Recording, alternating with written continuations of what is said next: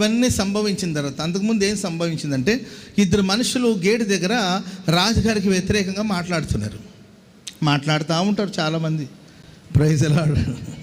రాజుగారి గురించి కానీ, మీ గురించి కానీ, ఎవరి గురించి అయినా మాట్లాడుతుంటారు. సంఘ పెద్దల గురించి కానీ, సంఘ పెద్దమ్మల గురించి కానీ, వాలంటీర్స్ గురించి కానీ మాట్లాడుతూ ఉంటారు. ఇంకేం పనులండి, మాట్లాడుతూ ఉంటారు. చూడు ఈ పిల్లకి ఎంత కొవ్వు అంటూ ఉంటారు. అర్థమైందండి? మనకు కొవ్వు ఉందో లేదో అనేది మనం వెళ్ళి రక్త పరీక్ష చేసుకుంటే తెలుస్తుంది. వాళ్ళు రక్త పరీక్ష లేకుండానే చెప్పేస్తారు ఎంత కొవ్వు చూడు ఏంటండి, కళ్ళు మెరకెక్కినట్టుంది, నెత్తికెక్కినట్టుంది, ఇట్లా అంటే మాట్లాడుతూ ఉంటారు. సో రాజుగారిని చంపాలని కుట్ర చేస్తున్నారు ఇద్దరు మనుషులు. మరి వాళ్ళకి రాజుగారికి ఏం సమస్య ఉందో తెలియదండి. సాక్షాత్తు రాజుని చంపాలని ఆయన ఏంటండి అనేక సంస్థానాలకి చక్రవర్తి. ప్రైజ్ 127 సంస్థానాలకు ఆయన చక్రవర్తి.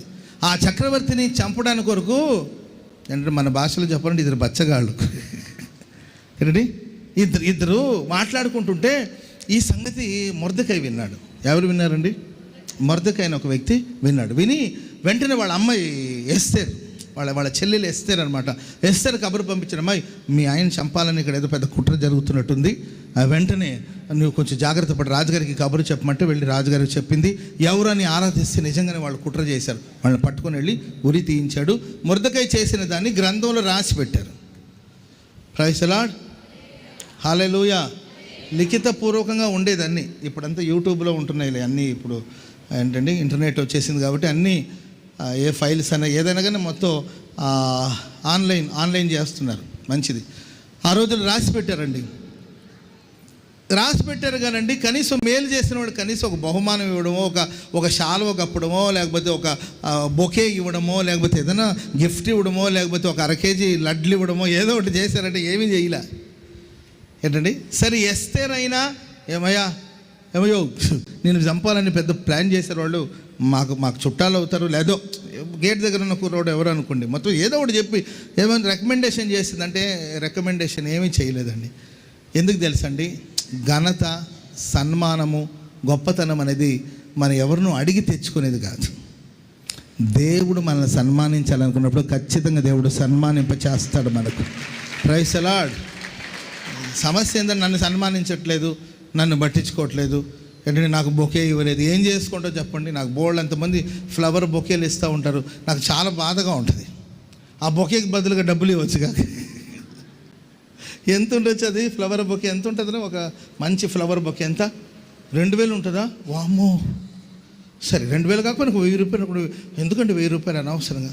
అర్థమైందండి? అంత నాకు ఫ్లవర్ ఇవ్వాలనుకుంటే ఏదో ఒక ఏంటంటే ప్లాస్టిక్ ఫ్లవర్ లాంటిది ఇచ్చేస్తే ఆ 1000 రూపాయలు నాకు ఇవ్వద్దు, అది మీకైనా ఉపయోగం చేసుకుంటే లేకపోతే ఎవరికైనా పేదవాళ్ళకైనా ఇస్తే ఒక 1000 రూపాయలు ఇస్తే పాప విధవరాలకి ఒక ఫంక్షన్ లాగా ఉంటుంది కదా. కానీ ఏందో వాళ్ళ ప్రేమతో తీసుకొచ్చి ఫ్లవర్ బొకే ఇస్తూ ఉంటారు ఏంటంటే. దానివల్ల నాకు ఏమీ ప్రయోజనం లేదు. ఏం చేసుకుంటాను చెప్పండి? ఒక పూటంతా ఒక గదిలో పెట్టుంటాను, నాకు ప్రాణం ఉసూరు అనిపిస్తుంది, ఊరికి వాడిపోతుంటారు కదా అని ఏంటంటే నీళ్లు జల్లుతూ ఏడు కూర్చుంది. నేను పూలు అమ్మేవాడినా చెప్పండి? పూలు అమ్మేవాడు అయితే దాని మీద నీళ్ళు జల్లుతూ ఉంటారు. నేను ఆ పని కూర్చోలేను కదా. ఎవరో మనల్ని సన్మానించాలి, ఎవరో మనకు ఏంటంటే రెస్పెక్ట్ ఇవ్వాలని మనం కోరుకోవాల్సిన అవసరం. దేవుడు మనల్ని గణపరచాలని అనుకుంటే దేశంకి ఉన్నత స్థలాల మీదకి దేవుడు మనల్ని తీసుకెళ్తాడు, హెచ్చిస్తాడు, గణపరుస్తాడు, గొప్ప చేస్తాడు. స్తోత్రం చెప్పండి అందరూ గట్టిగా. చెప్పండి గట్టిగా హల్లెలూయా. చెప్పండి గట్టిగా హల్లెలూయా. అందుకే రికమెండ్ చేయలేదు తన భర్తే కదా. ఇప్పుడు భర్తల దగ్గర కొంతమంది భార్యలు చిన్నప్పుడు నేను హై స్కూలు అండ్ నేను ఇంటర్ చదువుతున్న రోజులో మా బావగారి దగ్గర బోళ్ళని బట్టలు ఉండేవి. ఆయనకి బట్టలు అంటే పిచ్చి, రకరకాలుగా బట్టలు కుట్టించేవాడు మా రెండో అక్క వాళ్ళ భర్త. నేను కూడా ఆల్మోస్ట్ కొంచెం నేను హైట్గా ఉండేవాడు కాబట్టి ఆయన డ్రెస్ నాకు అంతా కొంచెం దగ్గరగానే ఉండేది. కొంచెం లూజ్ అవ్వచ్చు ఏంటంటే కొంచెం లూజ్గా ఉంటుందేమో, కానీ బెల్ట్ గిట్ వేస్తే ప్యాంటు సరిపోయేది. షర్ట్ లూజ్గా వేసుకుంటే అది కూడా ఒకప్పుడు అది కూడా ట్రెండే కాబట్టి ఆయన బట్టలన్నీ నేను వేసుకుని వెళ్ళాను కాలేజీకి. మా బావ ఏమన్నా సరే వేసుకుంటే వేసుకెళ్ళావురా బాబు, వచ్చిన తర్వాత నీట్గా తీసి దాన్ని హ్యాంగర్లో తగిలిచ్చేయడమో లేకపోతే వాషింగ్కి ఇవ్వడం చేస్తే బాగుంటుంది కదా అని ఆయన అనేవాడు. నేనేం చేసాను తెలుసా? కాలేజీకి వెళ్ళి కాలేజీ నుండి రావగానే ఆ కార్నర్లో ఉండగానే మా అమ్మకి అమ్మా అనేవాడి. ఎందుకంటే నేను వచ్చేసరికి పళ్ళెంలో మా అమ్మ వడ్డించి పెట్టాలి. కనీసం వచ్చి వడ్డించేంత టైం కూడా ఇచ్చాడు. ప్లేట్లు వేసి అక్కడ పెడితే రావడం బయట చేతులు కడుక్కొని వచ్చి శుభ్రంగా తిని. నాకున్న వీక్నెస్ ఏం తెలుసండి, అందరికీ తినకపోతే నీరసం వస్తుందేమో, నాకు తింటే అలాంటి ఆయాసం వచ్చేస్తుంది. తిని అలాగే నేల మీద కనీసం ఒక మంచం మీదో లేకపోతే ఒక చాపేసుకొనో దుప్పటేసుకొనో పడుకుని కాదు, అలాగే పడుకుని ఉండిపోయేవాడినా. కొత్త బట్టలు కాదండి. అదే టైంకి మా బాబు చూశాడు అనుకోండి, ఇంకా ఆయనకు మండుతూ ఉండేది. అసలు మండుతూ ఉండేది.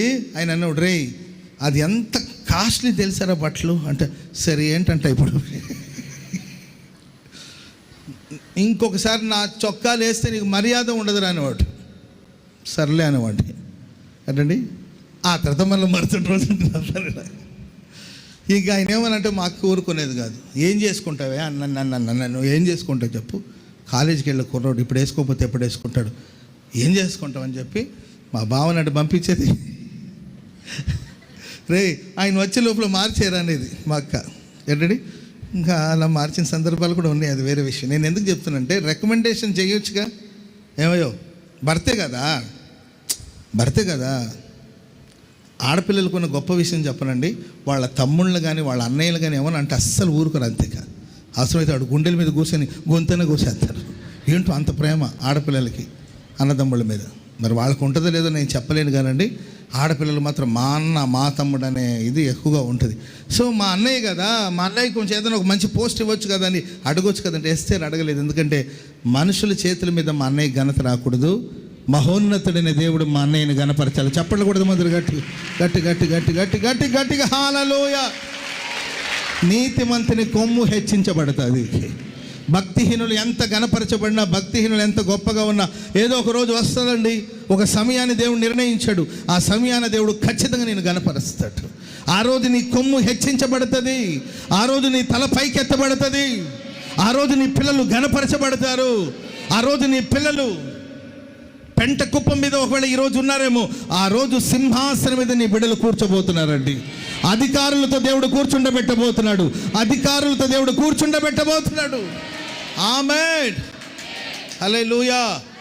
ఈ ఘనత మనకు రావాలంటే చూడండి, ఈ హామాన్ అనేవాడు ఒక పెద్ద శత్రు, యూదులకి పెద్ద శత్రు. కొంతమంది శత్రువులు ఉంటారు మన జీవితాల్లో, వాళ్ళని చూసి పెద్దగా మీరు ఫీల్ అవ్వద్దు. శత్రువులు కొన్నిసార్లు ఉద్యోగం చేసే చోటు ఉండొచ్చు, చదువుకుంటున్న చోటు ఉండొచ్చు, ఆడపిల్లలు అయి ఉండొచ్చు, మగపిల్లలు అయి ఉండొచ్చు, ఆంటీ రూపంలో ఉండొచ్చు, అంకల్ రూపంలో ఉండొచ్చు. ఏ రూపంలో ఉన్న శత్రువుని చూసి నీవు ప్రభా ఈ శత్రువుని తీసేనైనా, ఈ శత్రువుని వేసేనైనా, తండ్రి ఈ శత్రువుని కూరకేసేనైనా అట్లన్నీ మనం ప్రార్థన చేయకూడదు. దేవా ఈ శత్రువుని నీవిచ్చిన శత్రువేనైనా, ఈ విలన్ నా లైఫ్లో ఎందుకు ఉన్నాడు, ఈ విలన్ని నీవెందుకు ప్రవేశపెట్టావు, ఈ విలన్ని నీ చిత్తంలో ఉన్నవాడైతే ప్రభా ఈ విలన్ని జయించడానికి, ఈ శత్రుని ఓడించడానికి, లేకపోతే ఈ శత్రు మీద విజయం సాధించడానికి నాకు కృపనిమ్మని ప్రభుని అడగాలి మనం. అంతేకా కొన్నిసార్లు దేవుడే కొన్ని ముళ్ళు పెట్టుంటాడు. హల్లెలూయా. కొన్ని ముళ్ళులు ఉంటాయి మన లైఫ్లో. పౌలు గారు 3 సార్లు అడిగాడు తీసే ప్రభు అని, దేవుడు తీసేశాడండి. ఎందుకంటే దేవుడు పెట్టిన ముళ్ళు. కొన్నిసార్లు మనకున్న ప్రత్యక్షతను బట్టి కొన్ని ముళ్ళులు మన లైఫ్లో ఉంటుంది. మనకు ఎంత ఆధిక్యతను దేవుడు ఇస్తాడో అలాగే దేవుడు చిన్న వ్యక్తికి చిన్న విలను, పెద్ద వ్యక్తికి పెద్ద విలను. హల్లెలూయా. కొంతమంది నా దగ్గర బాధపడుతుంటారమ్మా, నీ ప్రత్యక్షత అలాంటిది. నీవు సాధారణమైన అయితే నీకు సాధారణమైన సమస్యలు వస్తాయి. నీవు అసాధారణమైన వ్యక్తివి, నీలో ఉన్న శక్తి, సూపర్ న్యాచురల్ పవర్ ఉంది నీలో. నువ్వు దేవుని చేతులు బహుబలంగా వాడబడాలి. నువ్వు దేవుని చేతులు ఉన్న పాత్రవి. అందుకే నిన్ను అందరూ ద్వేషిస్తారు. అంతేకా నన్ను ఎందుకు ద్వేషిస్తున్నాడు, నేను ఏం చేశాను అంటుంటే నువ్వు దేవుని చేతులు ఉన్నావు. అది అర్థమైందండి. నువ్వు మామూలు నేల మీద పడి ఉన్నావు అనుకోండి, రోడ్డు మీద ఉన్న ఆ పిచ్చి కాగితాన్ని ఎవడైనా పట్టించుకుంటాడా? రోడ్ల మీద చాలామంది బజ్జీలు తిని, బోండాలు తిని, అవసరమైతే ముక్కును సీది, అర్థమైందండి, అవసరమైతే దగ్గి, వినడానికి ఎంత వికారంగా ఉంది చూడండి.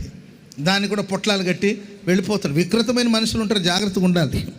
పొట్టలో దొరికిందని టక్కన నీళ్ళు ఓపెన్ చేయకూడదు. దాంట్లో ఏముందో మనకు తెలియదు. మనవాళ్ళకి ఏంటంటే పొట్టలు కనిపిస్తే చాలా అమ్మ ఏముందని టక్కన ఓపెన్ చేస్తారు. ఏ దరిద్రమైన ఉండొచ్చు దాంట్లో. ఊహించుకున్న వాళ్ళకి ఊహించుకున్నంత. రోడ్ల మీద ఉన్న పిచ్చి కాగితాన్ని అయితే ఏంటంటే ఎవడు పట్టించుకోండి. నువ్వెవరు తెలుసండి? ఒక 10 కోట్లకు విలువ కలిగిన ఒక కాగితం, 10 కోట్ల విలువ కలిగిన ఒక ఆస్తి, అది ప్రియులరా ఒక బాండ్ పేపర్ మీద ఉంటుంది. స్తోత్రం చెప్పండి అందరు గట్టిగా. దాన్ని ఎలా పెడతారు చెప్పండి? ఫైల్లో పెట్టి ఏంటండి దాన్ని జాగ్రత్తగా తీసుకెళ్తుంటారు. అందరు సూపర్ ఆ ఫైల్లో ఏముందో అని చూస్తూనే ఉంటారు. నీవు విలువైన వాడివి. ఆమెను చెప్పండి అందరు గట్టిగా. పక్కన వాళ్ళని చూసి చెప్పండి, నీవు విలువైన వ్యక్తివి. అందుకే మనుషులు నిన్ను ద్వేషిస్తారు. హల్లెలూయా. నువ్వు ప్రీషియస్ అనమాట. నీ విలువైన వ్యక్తివి. దేవుని చేతులు ఉన్న బలమైన ఘనమైన పాత్ర. అందుకే నిన్ను ద్వేషిస్తారు జనాలు. ఏంట్రా బాబు మనకు లేనిది వీడి దగ్గర ఏముంది?